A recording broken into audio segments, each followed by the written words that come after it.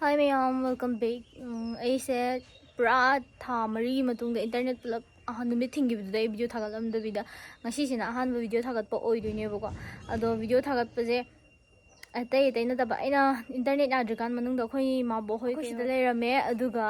hujukpudi bachawda legre atay aduga relief camp gumba chatpa mateng khara namchanba jingdo pulapna samaga aina video oina ngasi to thagat kena khalakpane ado ngasi se thagatlani bako samaga dum thadorage aduga la irang marak oibani na mayamsu chekhena lebiyo so open yaudana aduga sumaya video mathang haidi tamna dum thagat pa yardi thagat charake aduga aise phajana su wangba haramdre matam kem tong na leite khoi tazau gi sing charaga leirame morok ni ko tza ai khoi nungdang tum dabne na ayuk nungthin da thabak suba ngamjadre tazau nungdang chatpane ba aduna sumai tawraga lele guys khoi yang ware pai lekte nungthin da khara tumme nungdang di police tawduna loi chatle akhoi bang nungdang da pot pek tawba phajam yawre sida khoi pandhogi pochai loi pura ka thamgrabne ba purakta khara lai hoba nganu ye loi hurang gile rame am baule na pochai amta leiramdre amne nganu chau ba ka se lei ka se sida umro ai siam pan bi sina lai hau am cha le sin ko yon ba yadre se hang to na le hau se aina na han he ki ba le hau du ne mo yam sala drang aside u bane mo aside mayam as yam sale na anak pa da su hai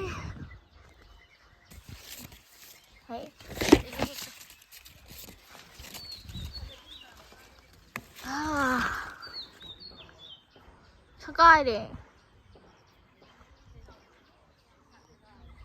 ako ma le hau du tho yam sale da hije kai chat lori no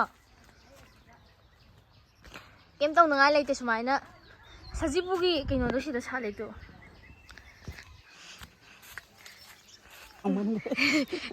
ai nu jeng lekle hau to ima bok jilhan ba yo si khi thongan da satpa hore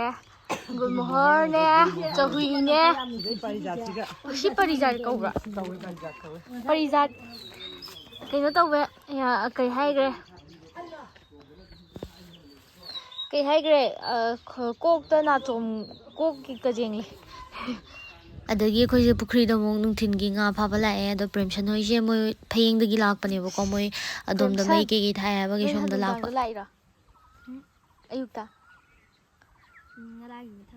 ngaragi mathang ayukta lai ra nungdang lai ra ba nungthin da say hi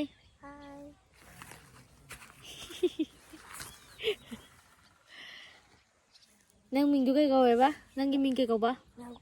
nang gi di class ya kya kare ba nang di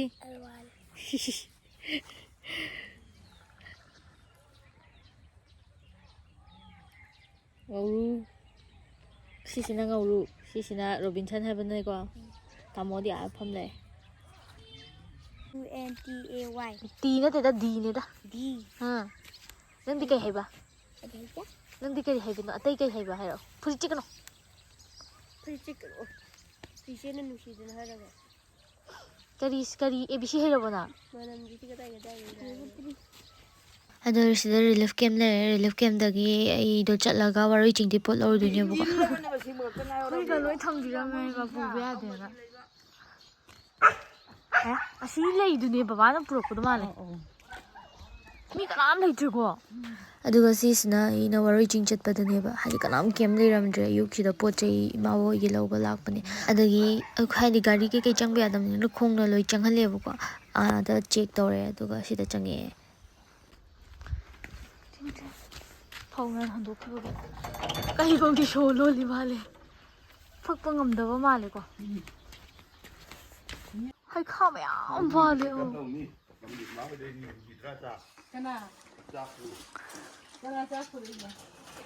howdong adum phara purakpadi ꯌꯦꯡꯉꯣ ꯊꯣꯡ ꯍꯣꯒꯥꯏꯔꯒ ꯃꯣꯏ ꯃꯅꯨꯡꯗꯩ ꯁꯤ ꯍꯣꯒꯥꯏꯔꯒ ꯆꯪꯈꯤꯕꯒꯤ ꯑꯗꯨꯒ ꯁꯤ ꯑꯍꯣꯕꯁꯦ ꯆꯤꯡꯊꯣꯛꯆꯈꯤꯕꯅꯦ ꯌꯥꯕꯅꯦ ꯃꯅꯨꯡꯗ ꯂꯩꯕ ꯄꯣꯠ ꯆꯩ ꯂꯣꯏ ꯂꯧꯈꯤꯕꯩꯅꯦꯕ ꯁꯤ ꯊꯣꯡ ꯐꯛꯀꯥꯏꯕ ꯀꯥꯡꯕꯨꯅ ꯊꯤ ꯍꯩꯕ ꯋꯥꯅꯦ ꯌꯥ ꯃꯤꯅꯨ ꯃꯆꯨ ꯌꯥꯝ ꯐꯖꯩꯌꯦ ꯄꯨꯔꯁꯦ ꯑꯗꯩ ꯃꯃꯥꯡꯗ ꯊꯝꯕ ꯂꯩ ꯆꯥꯔꯁꯤꯡꯁꯤꯕꯨꯗꯤ ꯀꯩꯝꯇ ꯇꯧꯔꯝꯗꯦ ꯏꯁꯤꯡꯕꯨꯗꯤ ꯀꯩꯝ ꯆꯥꯏꯕꯤꯗ꯭ꯔꯦ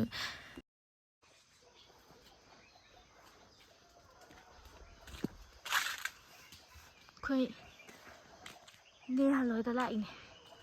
ꯃꯣꯏꯒꯤꯗ ꯂꯩꯒꯤꯗ ꯌꯨꯝꯗ ꯀꯩꯀꯩ ꯇꯧꯏ ꯌꯦꯡꯉꯣꯅ ꯍꯥꯏꯕꯒꯤ ꯆꯪꯉꯛꯏꯅꯦ ꯍꯥꯏꯗꯤ ꯁꯤꯗ ꯀꯅꯥꯝ ꯀꯩꯝ ꯂꯩꯅꯗ꯭ꯔꯤꯕ ꯃꯤ ꯑꯃꯇ ꯂꯣꯏꯅ ꯔꯤꯂꯤꯐ ꯀꯦꯝꯇ ꯂꯩꯅꯔꯦꯕꯀꯣ ꯑꯗꯨꯒꯤ ꯌꯥꯝ ꯏꯪ ꯆꯤꯛꯄ ꯋꯥꯅꯤꯗ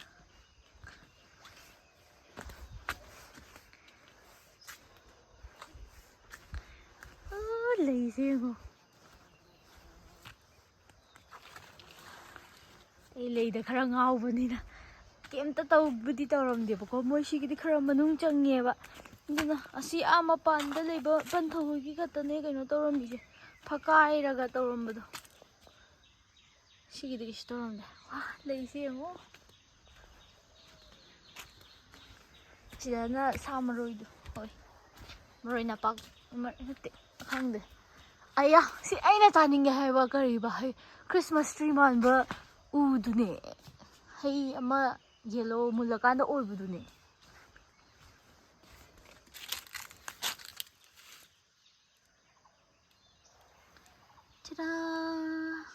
ꯀꯦꯡꯉꯣꯏ ꯆꯥꯔ ꯈꯔ ꯐꯨꯛꯂꯛꯑꯦ ꯏꯄꯟꯊꯧꯅ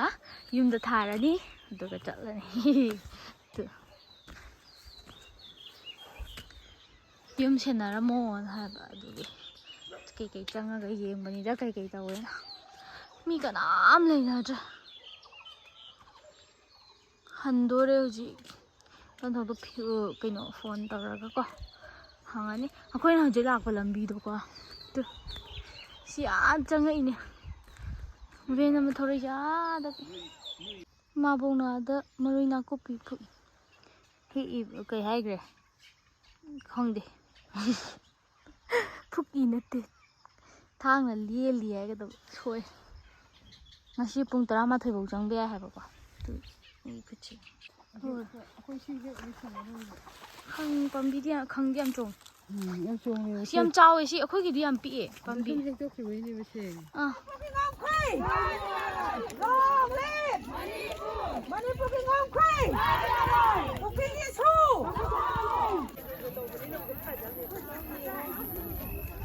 ꯑꯩꯒꯤ ꯃꯩꯔꯥ